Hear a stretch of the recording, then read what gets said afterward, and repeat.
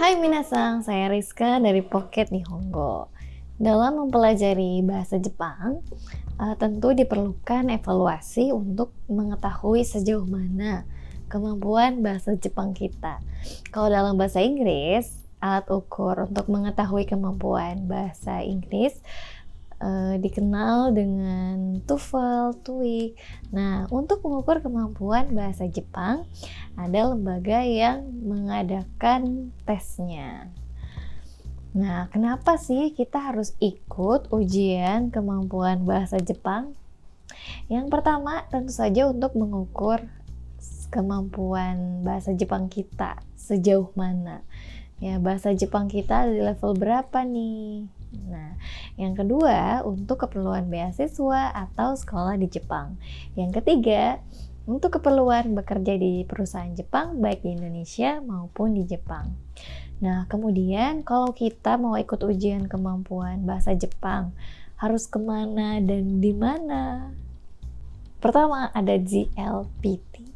Jadi JLPT ini Japanese Language Proficiency Test atau Nihongo no Ryokushiken atau Noken adalah ujian kemampuan bahasa Jepang bagi non-penutur asli bahasa Jepang dan akan mendapatkan sertifikat kemahiran bahasa Jepang berdasarkan tingkatan level. Nah, kapan sih dimulai JLPT ini? Nah, jadi JLPT ini dimulai pada tahun 1984. Sampai saat ini JLPT menjadi tes kemampuan bahasa Jepang terbesar di dunia dan paling direkomendasikan. Nah, ujian ini diselenggarakan oleh Japan Foundation dan Japan Educational Exchange and Service.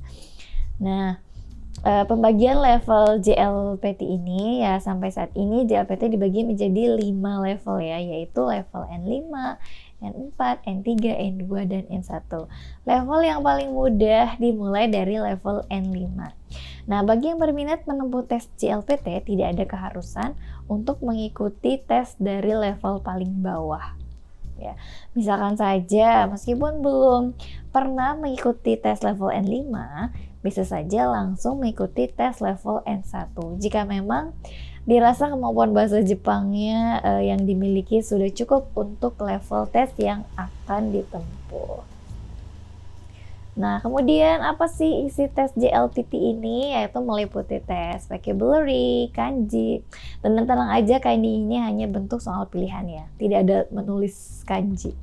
Kemudian ada grammar, reading, dan listening. Nah, untuk detail materi secara umum serta durasi tes bisa dilihat langsung di official website JLPT sebagai berikut. Jadi www.jlpt.jp. Nah, dalam setahun JLPT diadakan 2 kali dalam setahun, yaitu bulan Juli dan bulan Desember dengan biaya sebagai berikut. N1 Rp220.000, N2 Rp190.000, N3 Rp170.000, N4 Rp130.000, dan terakhir N5 Rp120.000. Murah ya. 2. Ada EJU atau Examination for Japanese University yang disebut juga dengan sebagai Nihon Ryugaku Shiken, merupakan suatu syarat yang harus ditempuh seseorang yang ingin melanjutkan pendidikannya ke Jepang, terutama untuk sebuah universitas di Jepang ya. EJU sendiri berdiri pada tahun 2002 dan dikelola oleh JASO yang fungsinya untuk menggantikan standar masuk universitas yang sebelumnya Nihongo no Ryokushiken atau JLPT dan Shihi Gaikoku Jin Ryugakusei Toitsu Shiken atau the General Examination for Foreign Students. Nah, ujian ini dilakukan secara serentak di Jepang dan luar negeri serta dilaksanakan 2 kali setahun, yaitu pada bulan Juni dan November. Nah, EJU sendiri dilaksanakan di 16 kota di Jepang dan 14 negara, salah satunya Indonesia.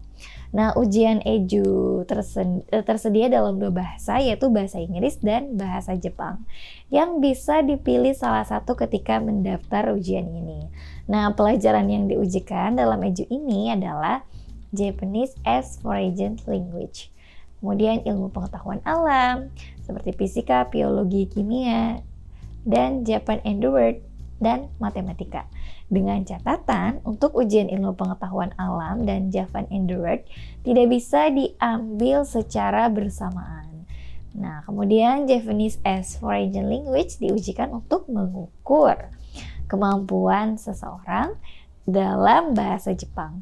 Nah, di dalamnya terdapat writing, reading, comprehension, listening comprehension, listening and reading comprehension. Seperti itu. Nah, dalam Japanese as foreign language, seseorang dapat dikatakan lulus pada bagian tersebut apabila nilainya mencapai 200 ke atas, ya, yang akan dianggap setara dengan GLPT level N2. Dan syarat mutlak seseorang dapat mengambil ujian ini adalah seseorang yang berusia 18 tahun ke atas atau sudah menyelesaikan pendidikan sekolah selama 12 tahun. 3. Ada NATES.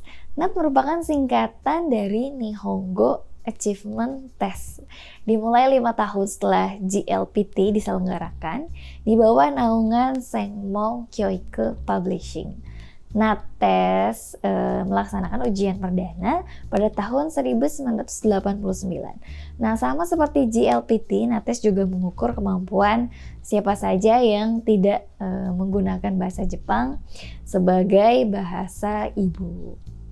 Nah, berbeda jauh dengan GLPT yang hanya mengadakan ujian 2 kali dalam setahun.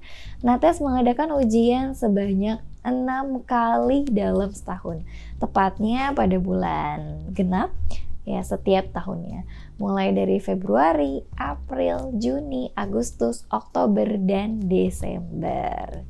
Nah, sebagai bagian dari penerbit yang berfokus pada pendidikan dan pengembangan bahasa Jepang, NATES selalu menggandeng institusi pendidikan atau kampus sebagai tempat penyelenggara ujian. Adapun biaya ujian NATES adalah Rp500.000 untuk semua tingkat. Jadi, baik ingin mengambil tingkat dasar ataupun teratas, bayarnya sama saja.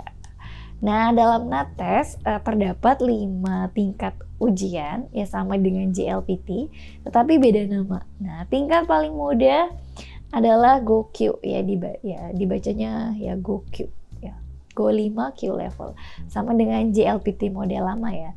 Nah, sedangkan tingkat paling sulit adalah EQ yang hanya diadakan 3 kali dalam setahun, tepatnya bulan Februari, Juni, dan Oktober.